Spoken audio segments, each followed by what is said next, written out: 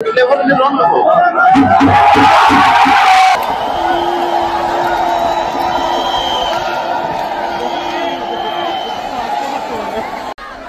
ভক্তের টানে মাসির বাড়ি গেলেন জগন্নাথ।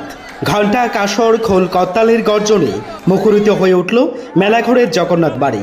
হাজারো ভক্তের টানে সোনামুড়ার ঐতিহ্যবাহী রথে চড়ে মাসির বাড়ি গেলেন জগবন্ধু জগন্নাথ সহোদর বলরাম ও সুভদ্রা। প্রতি বছরের মতো এবারও উত্তর পূর্ব ভারতের অন্যতম রথযাত্রা উপলক্ষে সোনামুড়া মহকুমার নানা প্রান্ত থেকে ভক্তদের ঢল নামে মেলাঘরে। বিকেল 3:30টায় রথের রশিতে প্রথম টান পড়ে। এই পূর্ণ উৎসবের রথের দড়িতে টান দেন সিপাহীজলা জেলার জেলাশাসক সিদ্ধার্থ শিব জয়সওয়াল ও তার মা। আগামী 7 দিন চণ্ডিকা মন্দিরে অবস্থান করবেন জগন্নাথ, বলরাম ও সুভদ্রা। তারপর উল্টো রথে ফিরবেন আপন ভুবনে। আজকের এই পরিক্রমায় সম্পূর্ণ হয় মোট 7টি টানে। হাজারো ভক্তদের মাঝে দু একটি অপ্রীতিকর ঘটনা ছাড়া বাকি সবকিছুই ছিল স্বাভাবিক।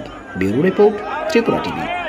যে রথযাত্রা উপলক্ষে যে এত বড় আয়োজন হয় মেলাঘরে, এটা আমাদের ভারতবর্ষের মধ্যে দ্বিতীয়।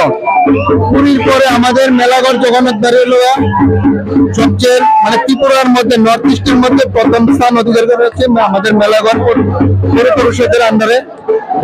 এই রথযাত্রা মেলা অনেক ভিড় হয়। আজকে 9টি টানে মেলার রথকে জগন্নাথের শ্বশুর বাড়ি নিয়ে আসা হয়েছে 9 টানের মাথায়। খুবই জাঁকজমকপূর্ণ এবং খুবই আনন্দ অনুভূতি হচ্ছে। এখানে দেখতে পাচ্ছেন মাত্র শেষ হয়েছে আমাদের রথের টান। আমাদের মাসির বাড়িতে বসে গেছেন আমাদের ভগবান। আমাদের খুব দেখতে পাচ্ছেন কি আনন্দ অনুভব করছে। আমরা সবাই মিলে নৃত্য করছে ঢাকার গায়ে। আমাদের রথ উত্তর পূর্বাঞ্চলের সবচেয়ে বৃহৎ রথ। আমরা খুব আনন্দের সহিত আমরা উদযাপন করে পালন করে থাকি। আমরা এখানে এসে আমাদের নিজেদেরকে বিলিয়ে দিই ভগবানের নামে, নামে।